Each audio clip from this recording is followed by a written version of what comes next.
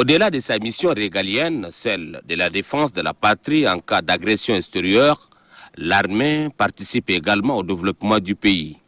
Debout et à l'ouvrage, comme l'indique l'hymne national de notre pays, ces soldats du détachement de la terre de la direction centrale du génie militaire sont des exemples concrets pour le développement du pays. Pour ces hommes en treillis qui décident d'embrasser l'agriculture, il faut produire suffisamment pour nourrir les Tchadiens. 200 hectares de champs de sésame dans la province de Hadjar Lamis, des centaines d'autres hectares à Baltram où se développent des variétés de produits agricoles.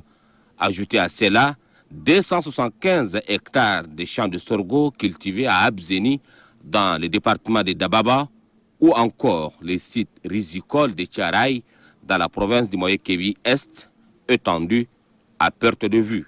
Apprécié à sa juste valeur par le marshal du Tchad, Idriss Déby Itno, l'armée tchadienne, à travers la direction centrale du génie militaire, ouvre une nouvelle page de son histoire. Il s'agit de révolutionner le secteur agricole pour assurer l'autosuffisance alimentaire. Les défis s'annoncent grands, mais rien n'est impossible pour les relever, car le Tchad dispose de terres fertiles et clémentes pour toute activité agricole.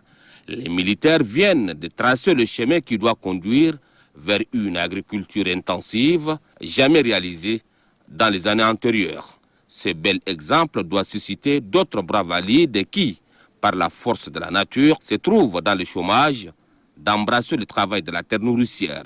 En un mot, l'initiative de la direction centrale du génie militaire mérite bien d'être enseignée dans les écoles agricoles.